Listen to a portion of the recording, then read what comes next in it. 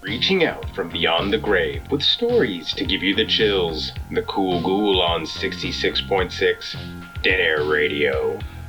Buckle up, space truckers, because tonight we have a story that's truly out of this world.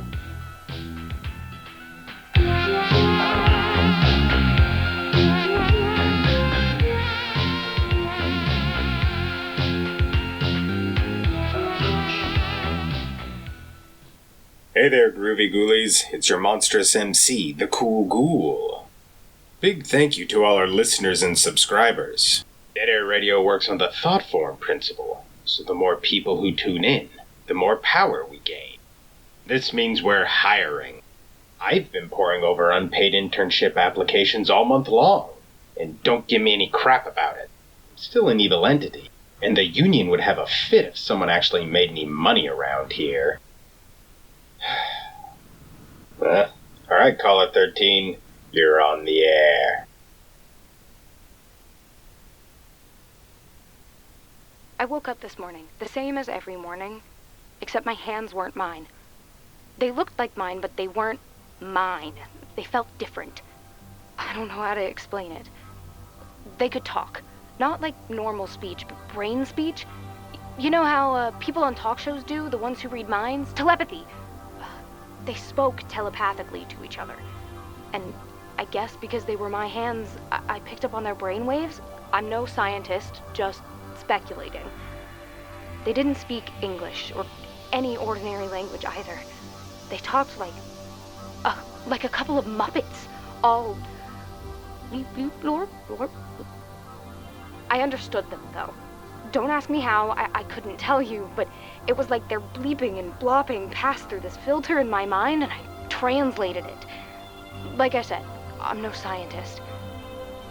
I tried speaking to them, but they ignored me, which seemed rude. If you hijack somebody's body parts, the least you could do is say howdy or thank you. But I didn't complain. Lord knows I'm used to it, the way my husband acts.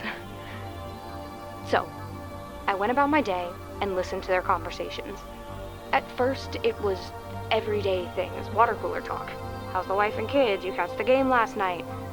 But around 10 that morning, they started talking business. They aimed to invade the Earth, targeting housewives who are sick and tired of their husbands' shenanigans, making those wives kill their spouses. Thin out the herd, make it harder for the species to repopulate. Takes two to tango. Now, I've got this theory. After listening to their discussions all day, I concluded they were aliens. Or ghost of aliens. Ghostlians? I'm fuzzy on the specifics. There wasn't much I could do to stop the invasion, with my mitts controlled by the enemies, except warn my husband. So, while he ate dinner, I told him everything, down to the last detail. I mean everything, how my hands weren't mine, that aliens or ghost aliens possessed them, that they had families, watched sports, and planned to take over the Earth. He turned around, a mouthful of meatloaf, and stared at me like I'd gone crazy. Can you believe that? I tried to save the man's life, and he acts like I'm Looney Tunes? Realizing I spilled the beans on their plans, my hands grabbed a knife and stuck it into his chest. He made an oof sound and then dropped, dead, onto his meatloaf. Spraying mashed potatoes and gravy across the kitchen, of course he'd go out, leaving me a mess to clean. The deed was done. Their mission accomplished. My hands started shimmering and beams shot up into the ceiling and then vanished. You ever seen Star Trek? Like when they travel from planet to spaceship, it looked like that. After they beamed up, that's what they call it on Star Trek, I felt like my hands were mine. So, what do you think? You believe me, right?